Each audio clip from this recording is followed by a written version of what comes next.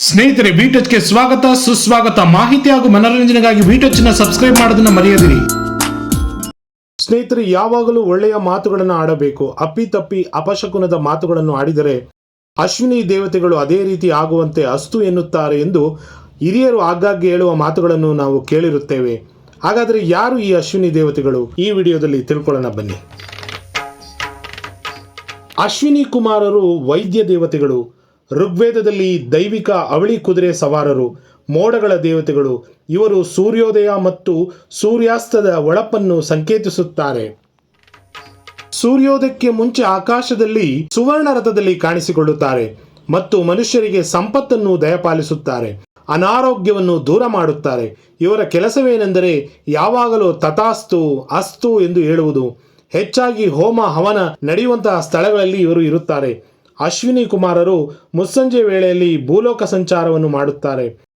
ಅಶ್ವಿನಿ ಕುಮಾರರು ಸಂಚರಿಸುವ ಸಮಯದಲ್ಲಿ ಸಂಕಲ್ಪವನ್ನು ಮಾಡಿಕೊಂಡು ಪ್ರಾರ್ಥನೆ ಮಾಡಿದರೆ ಅಶ್ವಿನಿ ದೇವತೆಗಳ ಕೃಪೆ ಸಿಗುತ್ತದೆ. ಅಂದರೆ ನೀವು ಅಂದುಕೊಂಡ ಕೆಲಸಗಳು ಆಗುತ್ತದೆ.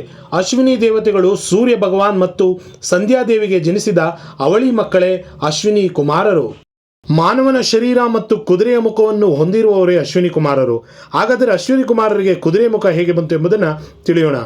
ಸೂರ್ಯದೇವನ ಪತ್ನಿಯಾದ ಸಂಧ್ಯಾದೇವಿಯು ಸೂರ್ಯ ಭಗವಾನರ ತಾಪವನ್ನು ತಾಳಲಾರದೆ ಕಷ್ಟಕ್ಕೆ ಸಿಲುಕಿಕೊಳ್ಳುತ್ತಾರೆ.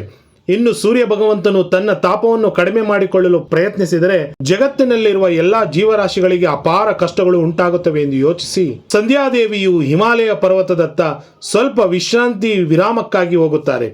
ಅಲ್ಲಿ ಯಾರಿಗೂ ಗುರುತು ಸಿಗದ ಹಾಗೆ ಕುದುರೆಯ ಅವತಾರವನ್ನು ತಾಳಿ ಹಿಮಾಲಯದ ತಪ್ಪಲಿನಲ್ಲಿ ವಿಹರಿಸುತ್ತಿರುವಾಗ ಸೂರ್ಯದೇವನು ಕುದುರೆಯ ರೂಪದಲ್ಲಿ ಇರುವ ಸಂಧ್ಯಾದೇವಿಯನ್ನು ಗುರುತಿಸಿ ತಾವೂ ಸಹ ಕುದುರೆಯ ರೂಪವನ್ನು ಧರಿಸುತ್ತಾರೆ.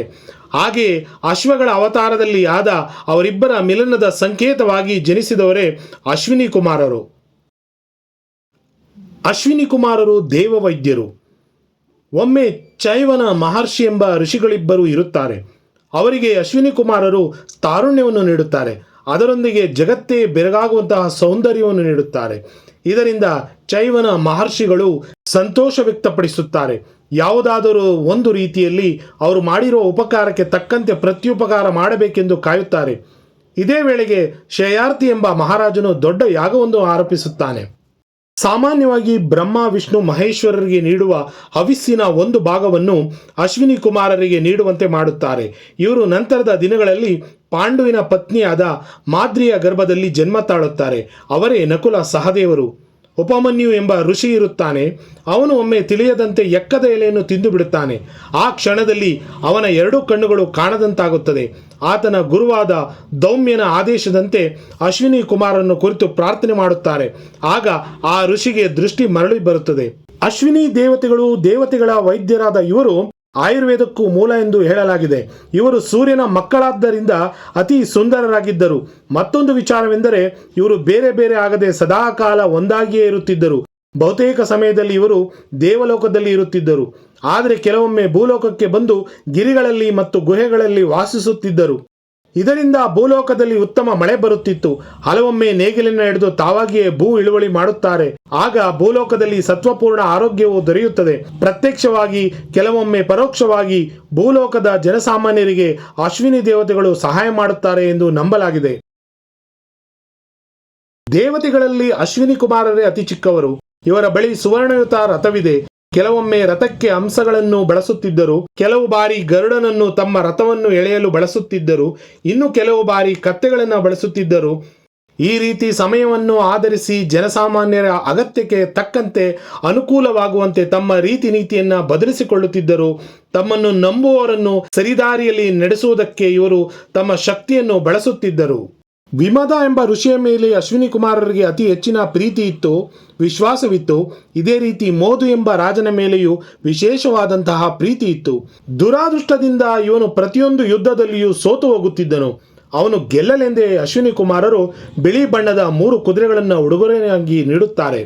ಕುದುರೆಗಳ ಸಹಾಯದಿಂದ ಮೋದು ಯುದ್ಧಗಳಲ್ಲಿ ಜಯಗಳಿಸುತ್ತಾನೆ.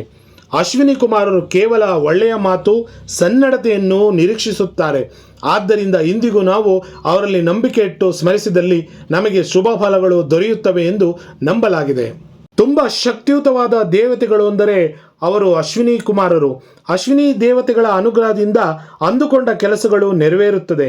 ಇನ್ನು ಜೀವನದಲ್ಲಿ ವಿಪರೀತ ಕಷ್ಟಗಳನ್ನು ಅನುಭವಿಸುತ್ತಿದ್ದರೆ ತೊಂದರೆಗಳಿಂದ ಮುಕ್ತಿ ಹೊಂದಬೇಕು, ಜೊತೆಗೆ ಆರೋಗ್ಯ ವೃದ್ಧಿಯಾಗಬೇಕು, ಎಲ್ಲ ಶುಭ ಫಲಗಳು ಪ್ರಾಪ್ತಿಯಾಗಬೇಕು ಎಂದರೆ ಮುಸ್ಸಂಜೆ ಅಂದರೆ ಸೂರ್ಯ ಮುಳುಗುವುದಕ್ಕಿಂತ ಮುಂಚಿತವಾಗಿ 24 ನಿಮಿಷವನ್ನು ಬಂಗಾರದ ಸಮಯವೆಂದು ಹೇಳಲಾಗುತ್ತದೆ. ಈ ಒಂದು ಸಮಯದಲ್ಲಿ ಅಶ್ವಿನಿ ದೇವತೆಗಳು ಸಂಚಾರವನ್ನು ಮಾಡುತ್ತಾರೆ.